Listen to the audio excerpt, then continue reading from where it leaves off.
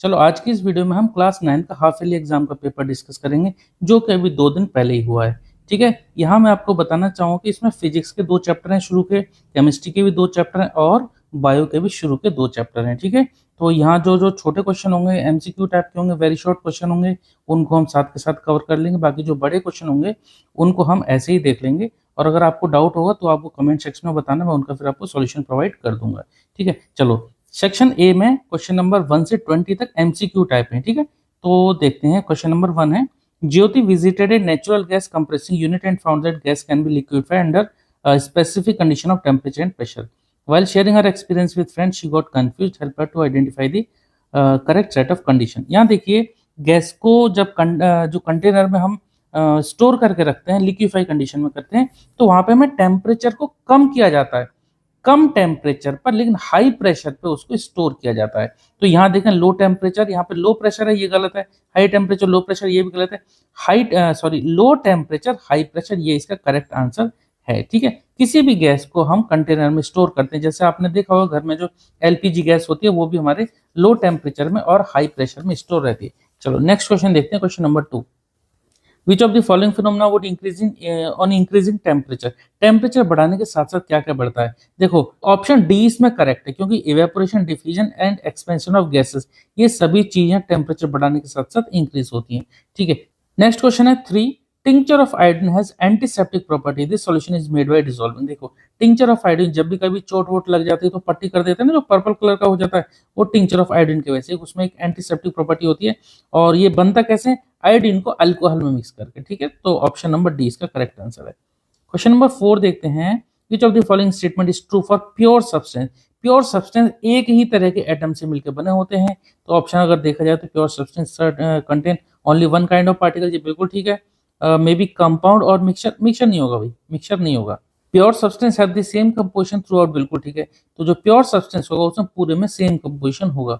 तो अच्छा डी भी देख लेते हैं, मतलब फोर्थ भी देख लेते हैं। Pure substance can be exemplified by the element other than निकल, नहीं ये नहीं होगा। तो pure substance contain only one kind of, ये पहला वाला, और दूसरा ये थर्ड वाला। ठीक है, तो first and third option, first and third ये बिल्कुल ठीक है, ऑप्शन नंबर बी। चलो next question number 5। Which of the following is a metalloid. Metalloid होते हैं जो ना ही पूरी तरह मेटल हो ना ही पूरी तरह नॉन मेटल हो। मेटल और नॉन मेटल के जो बीच में होते हैं वो मेटलॉइड कहलाते हैं। तो हाइड्रोजन ये तो नॉन मेटल है, ये मरकरी मेटल है, ये नॉन मेटल। जर्मेनियम इसका करेक्ट आंसर है, जर्मेनियम इज ए मेटलॉइड। ठीक है, amoeba requires its food by the process of endocytosis. Amoeba अपना फूड एंडोसाइटिस प्रोसेस के जरिए एक्वायर करता है। Choose the incorrect statement. अच्छा इनकरेक्ट बताना है इसमें से। All cell rise from the pre existing cell only, ये करेक्ट है। Rudolf Virchow propose the cell theory. Cell theory Rudolf ने नहीं दी थी, ये गलत है। चलो आगे देखते हैं। Nucleus were discovered by Robert Brown. ठीक है, first living cell were observed by Leeuwenhoek, बिल्कुल ठीक है। तो ऑप्शन नंबर बी इसका करेक्ट आंसर है, मतलब कि ये इनकरेक्ट है, इसमें इनकरेक्ट ही पूछा था, तो ऑप्शन बी इसका करेक्ट आंसर है। तो connective tissue, tendon, ligament, blood, ये तीनों ही कनेक्टिव टिश्यू होते हैं। तो ऑल ऑफ दीज यानी कि option D. Which of the following is not a function of vacuole. Storage करने का काम है, वाटर सिक्रेशन है, वाटर एक्सक्रीशन, प्रोवाइडिंग टर्जिड, ये सब है। लोकोमोशन नहीं, लोकोमोशन होता है मूवमेंट के लिए, तो वो जो प्लांट होते हैं उनमें मूवमेंट थोड़ी होता है, तो लोकोमोशन इसका करेक्ट आंसर है। नेक्स्ट 10th देखते हैं, आगे देखते हैं। Which of the following tissue help in conduction of water. Conduction of water and mineral xylem करता है। ठीक है, फूड को फ्लोइंग करता है, जाइलम करता है इसको कंडक्शन ऑफ वाटर। चलो आगे देखते हैं। Numerical ratio of displacement to distance for a moving object is. तो देखो डिस्प्लेसमेंट जो होता है वो हमेशा या तो डिस्टेंस से छोटा होगा या फिर डिस्टेंस के बराबर हो सकता है। ऊपर लिया है हमने छोटी वाली वैल्यू, और नीचे डिस्टेंस जो है या तो डिस्प्लेसमेंट के बराबर हो सकता है या इससे बड़ा हो सकता है। अगर अपॉन में डिनोमिनेटर में बड़ी वैल्यू है तो क्या आएगा, इसकी वैल्यू जो 1 से कम आएगी, तो या तो 1 के बराबर होगा ये, या फिर 1 से कम। तो इक्वल और लेस देन 1 इसका करेक्ट आंसर है। चलो next question number 12। Question number 12, the inertia of an object tends to cause an object. देखो एक ऑब्जेक्ट का इनर्शिया जो है क्या करता है उस ऑब्जेक्ट को, टू इंक्रीज इट्स स्पीड नहीं, डिक्रीज स्पीड नहीं, टू रेजिस्ट एनी चेंज, ये ठीक है, ऑप्शन नंबर सी। तो Newton first law of motion यही कहता है, अगर उसका इनर्शिया ज्यादा यानी कि कोई बॉडी रेस्ट में तो रेस्ट में रहेगी, बॉडी और मूव कर रही तो मूव में रहेगी, मूवमेंट में ही रहेगी, सॉरी। तो to resist any change in its state of motion, option number C इसका करेक्ट आंसर है। 13, a force act on a body of mass 5 kg changes the velocity from 8 metre पर second to 12 metre पर second in 4 second. देखो ये 8 से 12 हो रही है, यानी कि स्टार्टिंग की वेलोसिटी होगी u, ये 8 मीटर पर सेकंड हो गया u, यानी u इक्वल टू, चलो मैं लिख देता हूँ 8 मीटर पर सेकंड। यहाँ पर 12 मीटर पर सेकंड होगी, ये इसकी होगी v इक्वल टू 12 मीटर पर सेकंड। टाइम दे दिया हमें, कितना टाइम दे दिया 4 सेकंड। हमें क्या पूछा, अच्छा मास भी दे दिया 5 केजी, चलो मैं लिख देता हूँ मास 5 केजी। क्या पूछा है, पूछा है हमसे मैग्नीट्यूड ऑफ फोर्स। देखो u दे रखा, v दे रखा, t दे रखा, m, तो आप क्या करेंगे इस फॉर्मूले में लिख देंगे, वैल्यू पुट कर देंगे f इक्वल टू m, वैसे m a होता है और a की जगह क्या होता है v minus u upon t, answer आपका आ जाएगा। ठीक है, f equal to m v minus u upon t. m को अगर यहाँ पुट करेंगे कितना 5 और v लेंगे हम 12, तो 12 माइनस 8 कितना है, चलो मैं यहाँ सॉल्व कर देता हूँ। m कितना है 5, v कितना लेंगे 12, 12 माइनस 8 हो जाएगा ये कितना 4, और अपॉन टी कितना 4, 4 से 4 कैंसिल, क्या आ गया answer 5 newton. Option number C correct answer. ठीक है, चलो नेक्स्ट क्वेश्चन करेंगे। वेलोसिटी टाइम ग्राफ का जो स्लोप है वो बताता है एक्सीलरेशन को। अगर यहाँ क्वेश्चन होता है कि डिस्टेंस टाइम ग्राफ या डिस्प्लेसमेंट टाइम ग्राफ, तो होता वो वेलोसिटी। ठीक है, तो वेलोसिटी टाइम ग्राफ क्या बताएगा, acceleration. Next 15, A particle is moving in a circular path of radius r, the displacement after half a circle. देखो मैं यहीं पे बताता हूँ, एक सर्कल है ये, ठीक है, एक सर्कल है जिसका रेडियस है r, जिसका रेडियस है r। एक पार्टिकल मूव कर रहा है सर्कल में, देखो यहाँ से चला और हाफ सर्कल कवर किया इसने, यहाँ से चल के हाफ सर्कल यहाँ तक होगा, यहाँ से यहाँ तक, ये डिस्टेंस कितनी r है। तो पूछा डिस्प्लेसमेंट क्या होगी आधा राउंड के बाद, तो यहाँ से चला यहाँ पहुंचा, डिस्प्लेसमेंट क्या होता है इनिशियल पॉइंट और फाइनल पॉइंट के बीच में जो पाथ होता है। भाई देखो यहाँ से चला यहाँ तक पहुंचा, ये क्या चीज है भाई, ये सेंटर है, ये r, ये भी r होगी, तो ये क्या होगी 2r होगी। ये जो डिस्प्लेसमेंट होगी, शुरू का पॉइंट ये है, फाइनल पॉइंट ये, इनके बीच में कितना, ये वाली जो एक्चुअल लेंथ कितनी है 2r, तो ऑप्शन नंबर सी, यानी कि इसका डायमीटर 2r। चलो नेक्स्ट है question number 16, a boy is enjoying ride on merry go round. Merry go round जो आपने देखा होगा, झूला वूला होता है ना जो गोल गोल घूमते हैं सर्कस वगैरह में, या फिर कभी मेला वेला लगता है, आपने देखा होगा गोल गोल जो राउंड राउंड जो घूमते हैं गोला, मतलब झूला जिसमें बच्चे झूला झूलते हैं। Which is making moving with a constant speed, constant speed there 10 metre पर second, it implies that body is the boy is, ठीक है जल्दीबाजी में थोड़ा गलत बोल गया मैं। तो बॉय एक एंजॉय कर रहा है झूले में, जो गोल वाला झूला, ध्यान रखना जो गोल गोल जो होता है सर्कुलर मोशन जो होता है उसमें कांस्टेंट स्पीड दे रखी है, तो उसका मतलब कि बॉय क्या कर रहा है, देखिए जब बच्चा इस तरह से घूम रहा है ना, तो वेलोसिटी भले इसमें कांस्टेंट है, लेकिन सॉरी कांस्टेंट स्पीड जरूर है, लेकिन वेलोसिटी चेंज हो रही, क्यों, क्योंकि इसकी डायरेक्शन चेंज हो रही है, कभी यहाँ कभी यहाँ कभी यहाँ, तो हर सेकंड में इसकी जो डायरेक्शन चेंज हो रही है, इसलिए कांस्टेंट स्पीड नहीं, यहाँ पे कांस्टेंट वेलोसिटी रहेगी। ठीक है, तो दैट द बॉय इज क्या हुआ एक्सिलरेटेड मोशन, क्योंकि टाइम भी तो लग रहा है, टाइम लग रहा है और वेलोसिटी भी है, तो एक्सिलरेटेड मोशन। नेक्स्ट आगे देखिए, यहाँ पर असर्शन एंड रीजन है 17 से 20 तक, तो है यहाँ पर पहला देखते हैं। अच्छा ये पढ़ लेना आप। 17 में gases exerts pressure on the walls of the container, बिल्कुल एक कंटेनर के अंदर गैस भरी हुई है, चाहे आप परफ्यूम देख लो या फिर किचन में जो गैस सिलेंडर जो भरा होता है, सिलेंडर के अंदर जो गैस जो भरी रहती है वो क्या करती है, प्रेशर में रहती है, तो गैसेस एग्जर्ट करती है pressure on the wall of the container, बिल्कुल करेक्ट है। इंटरमॉलिक्यूलर फोर्स ऑफ अट्रैक्शन होती है वेरी स्ट्रॉन्ग इन गैसेस, ये गलत है। देखिए इंटरमॉलिक्यूलर फोर्स ऑफ अट्रैक्शन ये सॉलिड में ज्यादा रहती हैं, लिक्विड में थोड़ा कम रहती हैं, और गैसेस में तो बहुत ही कम रहती हैं। तो इसका आंसर यानी कि रीजन गलत है, असर्शन करेक्ट है। तो ये option B, if both assertion and reason are true, नहीं नहीं नहीं नहीं, ये if assertion is true but reason is false, ये करेक्ट है, option number C. Question number 17 के लिए। क्वेश्चन 18 देखते हैं, the endoplasmic reticulum which lacks ribosome is called SER। ठीक है, ये तो सही है, एंडोप्लाज्मिक रेटिकुलर जो एक RER होता है, एक SER होता है। SER जो होता है वो स्मूथ वाला होता है, जिसमें राइबोसोम नहीं होते हैं। SER is mainly evolve in protein synthesis, बिल्कुल ठीक है, तो दोनों करेक्ट है। ठीक है, तो ऑप्शन नंबर ए।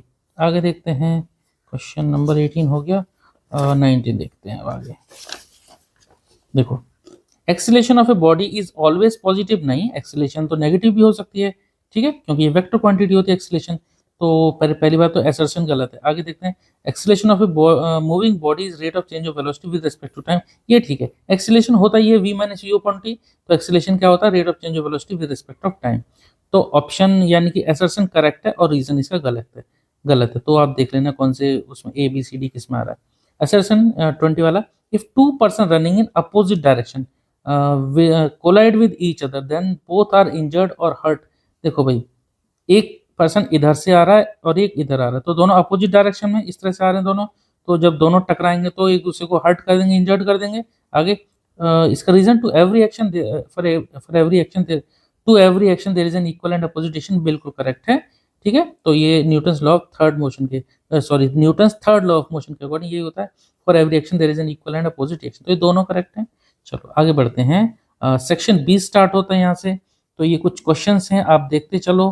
फिर अगर आपको किसी भी क्वेश्चन में डाउट रहता है ना, तो मैं आपको बाद में उसका सोल्यूशन प्रोवाइड करा दूंगा। ठीक है, वो ज़्यादा लॉन्ग क्वेश्चन होगा, मतलब सॉल्व करने वाला होगा फिजिक्स और न्यूमेरिकल, तो मैं सॉल्व कर दूंगा, और नहीं तो इसका आंसर दे दूंगा। चलो आगे बाद में हम आगे बात करते हैं। क्रोमोसोम मेड अप ऑफ या liquid having common with gases, plasmolysis, cell में, टिश्यूज में, ये सब कोई क्वेश्चन है।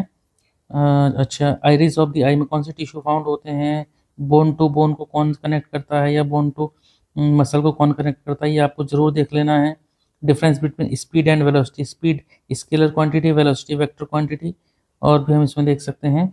अच्छा, बस चल स्टैंडिंग इन ए बस फॉल बैकवर्ड, जब बस अचानक से चल देती है तो जो उसमें जो पर्सन खड़ा हुआ बस में वो पीछे की तरफ जाए, क्यों? क्योंकि बस आगे की तरफ चल गई। यहाँ पे कौन सा Newton's first law of motion चलेगा, Newton's first law of motion को लिखेंगे। ठीक है, व्हाट इज सब्लिमेशन, तो सब्लिमेशन क्या होता है, अगर एक स्टेट से दूसरे स्टेट में चेंज हो जाए, यानी कि अगर सॉलिड से डायरेक्ट गैसेस में चेंज हो जाए विदाउट कन्वर्टिंग इनटू लिक्विड, तब होता है वो sublimation. Name any one substance, Kapoor लिख सकते हो, कपूर यानी कैम्फर, कैम्फर ये होता है जो पूजा में यूज करते हैं, CMPHOR, camphor.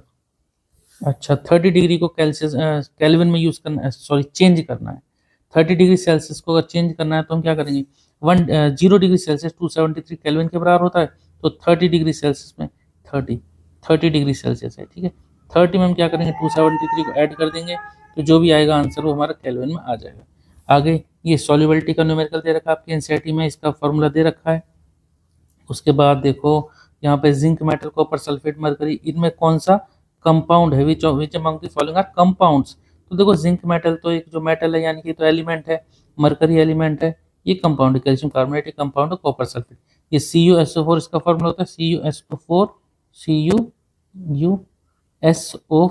CuSO4 calcium carbonate का CaCO3, तो ये दोनों कंपाउंड है। कंपाउंड क्या होता है, जिनका एक फिक्स फॉर्मूला होता है, या जिसमें जो रेशियो जो हम ऐड करते हैं वो दोनों के रेशियो, यानी कि 2 या 2 से अधिक एलिमेंट को हम मिक्स करते हैं ना, तो वो फिक्स रेशियो में होंगे या डेफिनेट रेशियो में होंगे।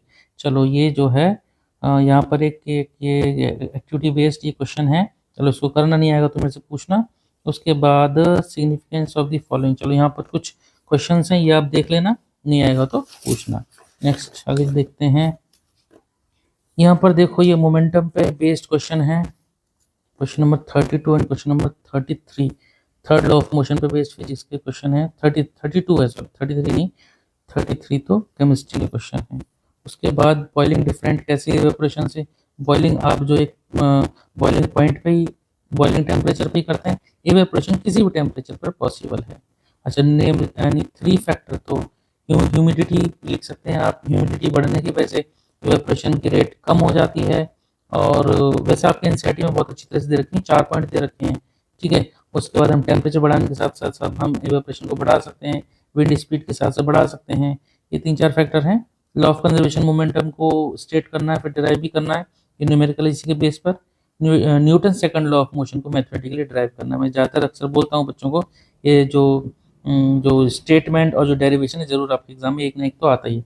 प्रोकैरियोटिक और यूकैरियोटिक सेल के बारे में आ गया, इंपॉर्टेंट क्वेश्चन है ये। Mitochondria power house of the cell क्यों बोलते हैं। ठीक है, उसके बाद ये एक एक्टिविटी बेस्ड क्वेश्चन है जो कि बहुत ही आसान है, आप जरूर पढ़ना। और मैं सभी बच्चों से कहता हूँ कि एक्टिविटी बेस्ड जो क्वेश्चन आते हैं ना लास्ट में इनके लिए टाइम बच्चे थोड़ा सा कम बचा कर रखते हैं, जबकि होते बड़े आसान है। ठीक है, तो मैं जरूर कहूँगा इसके लिए थोड़ा टाइम बचा कर रखें, आसान क्वेश्चन होते हैं ये। आगे बढ़ते हैं, लास्ट में ये भी सब आसान ही क्वेश्चन है। ये फिजिक्स का क्वेश्चन है, देखो ये बहुत आसान न्यूमेरिकल है, ये बहुत आसान है, लिखने में जरूर बहुत ही लेंदी लिखा हुआ है, लेकिन ये बहुत आसान क्वेश्चन है। ठीक है, अगर आप देखना, अगर आपको नहीं आएगा तो मैं बता दूंगा आपको, पर कमेंट जरूर कर देना आपको कौन सा क्वेश्चन पूछना है। ठीक है, मैं उसकी सेपरेट वीडियो बना के पोस्ट कर दूंगा। लास्ट क्वेश्चन 39, ये बायो पे बेस्ड है, ये भी आसान क्वेश्चन है। तो ये था हमारा पूरा पेपर जिसका हमने एक ओवरव्यू लिया, कुछ क्वेश्चन के हमने आंसर भी डिस्कस करे। उम्मीद करता हूँ आपको ये सब चीज़ें समझ में आई होंगी। अगर आपका कोई डाउट रहता है किसी क्वेश्चन में तो प्लीज़ ज़रूर पूछना। चलो मिलते हैं नेक्स्ट वीडियो में। Okay, thank you.